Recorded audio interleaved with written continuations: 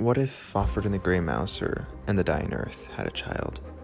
Well, that child would be this book. Hello and welcome to Liam's Lyceum. I'm your host, Liam, aka Himbar, and today I'll be doing a spoiler-free review of DJ Butler's In the Palace of Shadow and Joy.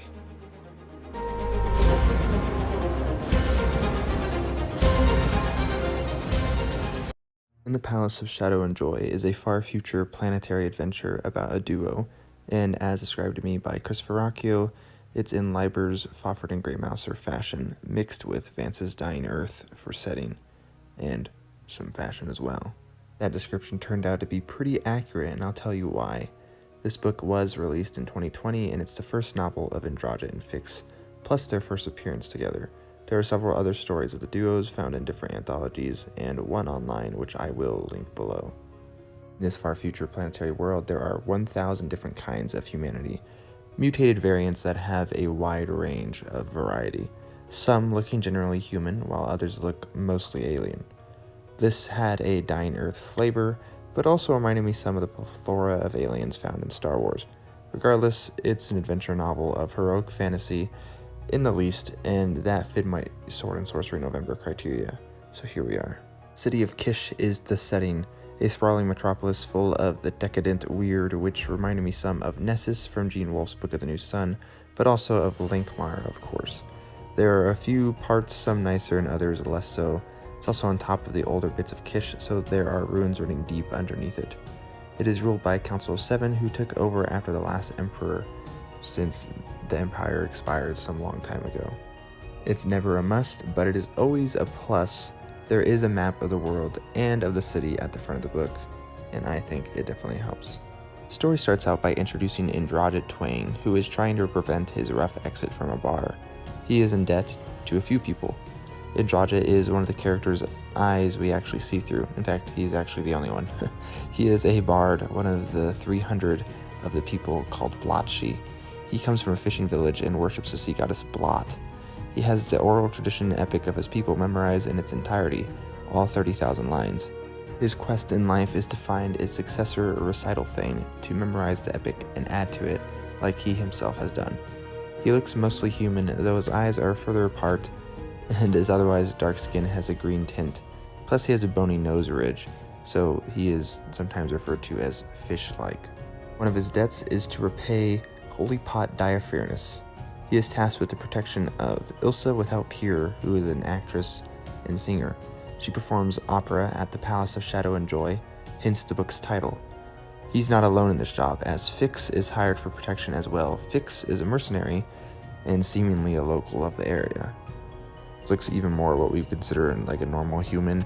He's a little short, has a high-pitched voice, and a hawk-like nose, but besides that, at least his descriptions sound like he looks, just like the rest of us.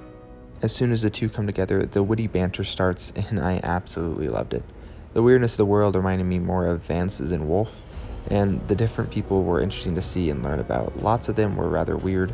Some looked like some tentacles thing out of Lovecraft, others were insectoid or frog-like, or had multiple faces, or were bird-like, or mostly recognizable as human, and etc. Indrajit heavily reminded me of the Grey Mouser, the stereotype of a Dungeons & Dragons bard, and the King's Wit from Stormlight Archive. He's constantly talking, any chance he gets. He's mediocre at swordplay, though. Fix definitely has some Fafhrd vibes to him, but he's also literate, where Indrajit is not. He is also kind of a pedant, and very handy with various types of weaponry. Like Fafhrd and the Grey Mouser, and somewhat unlike Conan, Indrajit and Fix are immortal and care to live. They did run from confrontation on a few occasions, and they completely fumble other confrontations. Butler is a great writer, and while something like Witchy War is loaded with world building and is slow going, this is fast fun pulp action. He even utilizes a vocabulary reminiscent of other Dying Earth authors, but I found it more understandable and largely used for comedic writing and really on the light side compared to some other authors as well. He uses words such as ithyphallic and callipygian, or fascicle and chrestomathy. There is a mystery plot to the book, and it thickens as the book goes on. It was really fun trying to solve the confusing and seemingly nefarious happenings. There is not much magic, though the little present is vital to the story and our hero's success. though I will say that Indrajit is quick to call it magic, while Fix is not so convinced that it is magical in nature in actuality.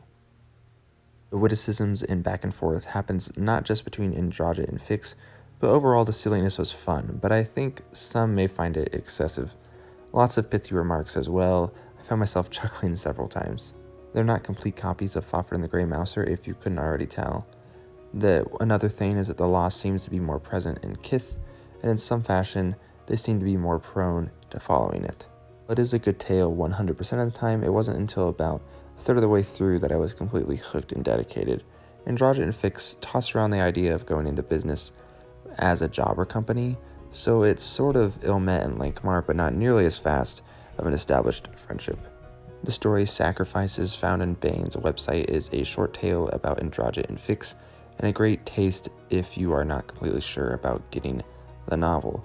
It does spoil who they start working for at the end of the novel, though. It's about Fix and Indrajit on a job to check out a shipwreck of a Pelthine ambassador. Unsurprisingly, like many a sword and sorcery tale, I prefer the format of a short story over the novel format, and I am excited to read more of their short stories. I did actually email the author asking some questions about this, and several of the duo's stories originally published in anthologies will be published together by the author in his own anthology sometime next year. Anyways, that's basically my review. This was the 7th novel I've read by Butler, and I'm continuously impressed. The man deserves more notice in my mind. His most popular series starts with Witchy Eye, which is set in an alternate historical fantasy world of early 19th century America. I highly recommend that one as well, and really just about anything he touches. I also just have to say that this Dawn Mates cover, really nice. Anyway, this has been Liam with Liam's Lyceum. Thank you for everyone who watches. Thank you for listening to my reviews, my other types of videos. I hope you enjoy them.